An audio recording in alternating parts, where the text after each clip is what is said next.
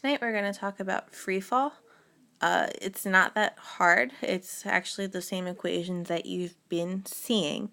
It's just a little bit, actually honestly a little bit easier since everything is going to be in the y direction. So I will define free fall. I'll give you the modified equations for free fall, and then I'll do an example.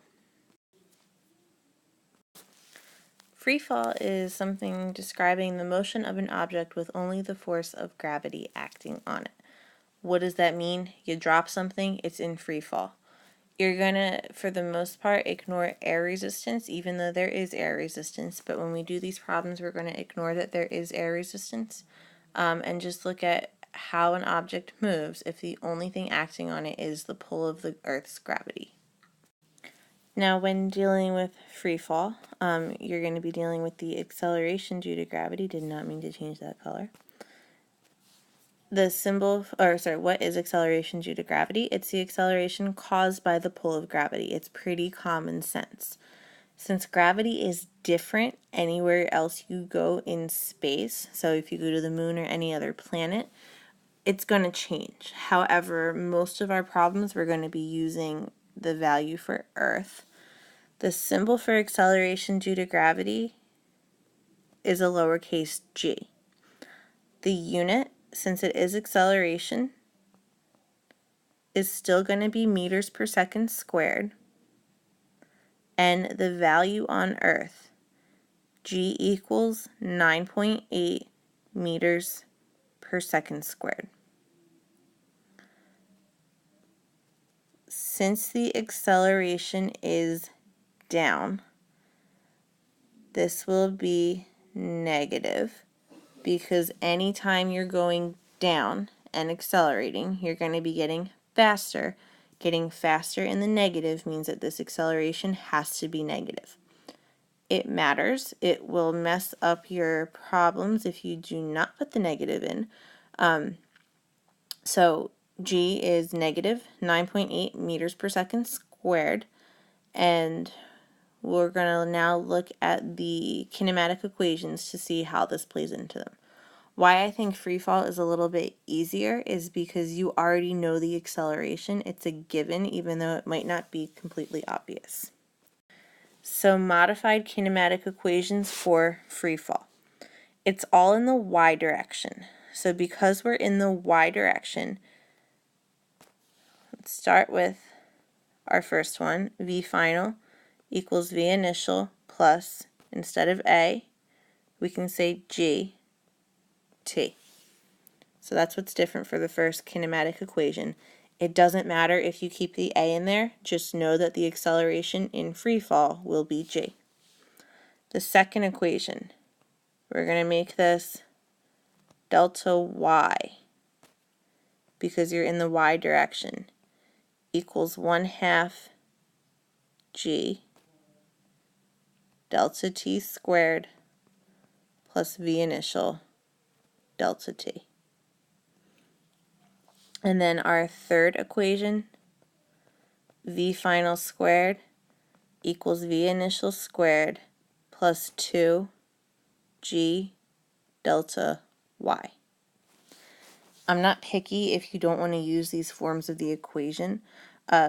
It's just a matter of knowing that acceleration in free fall is g, negative 9.8 meters per second squared, and knowing that you're working in the y direction.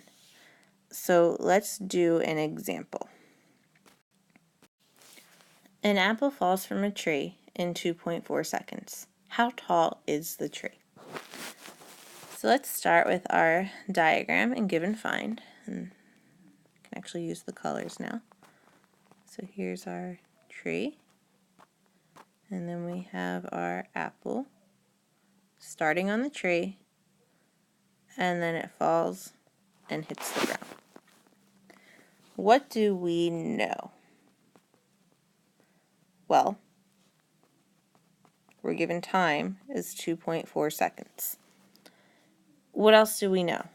It's in free fall, so we know that the acceleration is g, so negative 9.8 meters per second squared equals. And we know one more thing. And something that's not blatantly obvious for free fall problems at first is that you usually have the initial velocity. Anything at the top of its path, no matter how high it is or what part of the motion, so it could be in the middle of the motion, if something is at its maximum height, the velocity is 0. So because this apple is as high as it goes, it's just falling from the tree, our initial velocity is 0. Even though there's only one number in this problem, we already have 3 things that we were given. What do we want to find? It's asking for how tall the tree is. So let's just look at it as the apple fell from the tallest part of the tree. So we are looking for this value right here, and we're going to call that delta y. What equation do I want to use? And this is why the give and find is really important. We are given time, acceleration, and initial velocity. We are looking for delta y. The only equation that has all 4 of those things in them is delta y equals 1/2 g delta t squared plus v initial delta t. Again, it doesn't matter for the delta or the t. This is just one particular time that we're looking at, so the time interval part doesn't really matter. I'm just in the habit of writing in delta. We have acceleration, we know the time, we know the initial velocity. Since my initial velocity is 0, this becomes really easy because that goes away. So delta y equals 1/2 times negative 9.8 meters per second squared times 2.4 seconds squared. Big mistake I see is forgetting to square that 2.4 or the time in any problem, so that will mess you up if you forget to do that. Let's multiply this out, and we get negative 28.224. My units, these seconds squared, cancel. We're left with meters. I should have meters since this is a height we're solving for, which is a distance.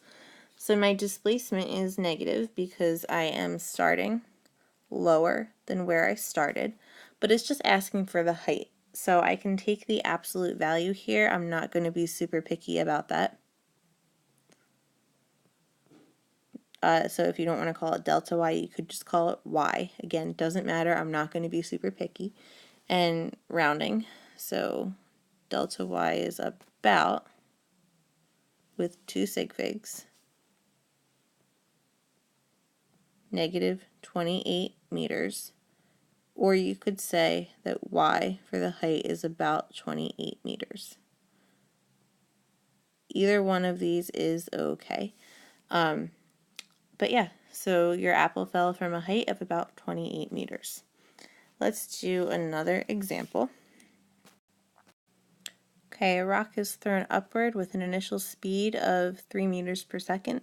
How high does it go before falling back down? So for our diagram, you've got your rock.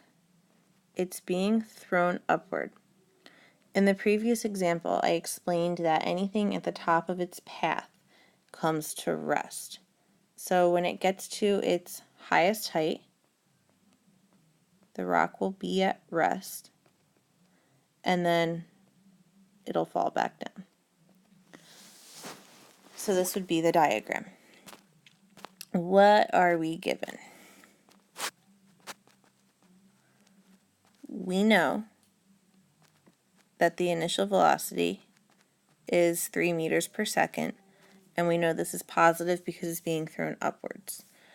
We know that if we are only looking at the first half of the motion, which is all we really care about because we're looking for this height, y, that at the top of the path, my final velocity will be 0 meters per second, and because it's in free fall, we know that the acceleration is equal to g. And we are looking for, again, delta y. I'm given a final and initial velocity, I'm given an acceleration, and I'm looking for delta y. I don't have time. I can use two equations to solve this problem, or I can use the no time equation. It doesn't matter. I will actually solve it both ways so that you can see how it really does not matter. So because I don't have time, let's use the no time equation. V final squared equals V initial squared plus 2g delta y. My V final is 0. Rearranging this, we get negative V initial squared equals 2g delta y, negative V initial squared over 2g equals delta y. Negative 3 meters per second. That negative is outside of the squared. So negative 3 meters per second squared over 2 times negative 9.8 meters per second squared equals delta y. Multiplying this and then dividing, so 3 squared is 9 divided by 19.6. The negatives become positive. We get 0.459, keeps on going, meters equaling delta y. The number should be positive because you are ending up higher than where you started. And we just want to round this, so I'm going to come up here because I ran out of room. We get delta y being approximately equal to, with one sig fig, 0.5 meters. So there is my delta y, solving it using the no time equation. What I'm going to do now is show you how you could have done this problem a different way using the other two kinematic equations. Neither one way is right or wrong. It's honestly what's more inherently obvious to you when you go about solving. So let's look at how we could solve this problem using the other two equations instead of just the no time equation. So again, we were given the initial velocity, we know the acceleration, and we know the final velocity.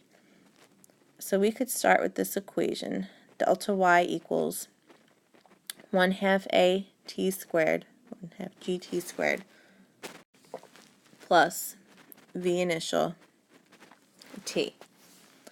I know v initial, I know g, I don't know t, I don't know y. So I can't use this equation yet. I also want to look at my second equation. The first equation we know. V final equals v initial plus gt. Here, I know v final, I know v initial, I know g, I can find time.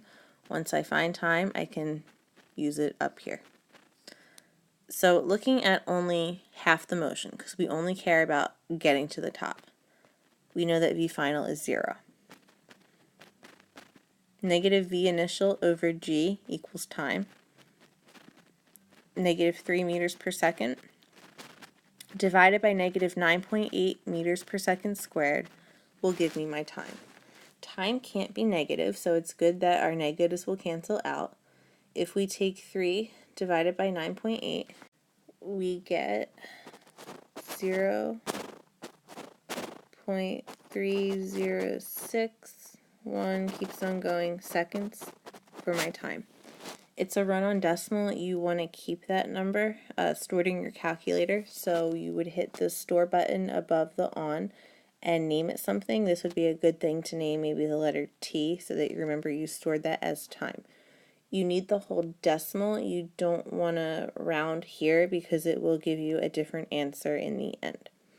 So you've got your time. You can now go back and use this equation. Since you know time, you know initial velocity, you know acceleration, we can figure out what delta y is.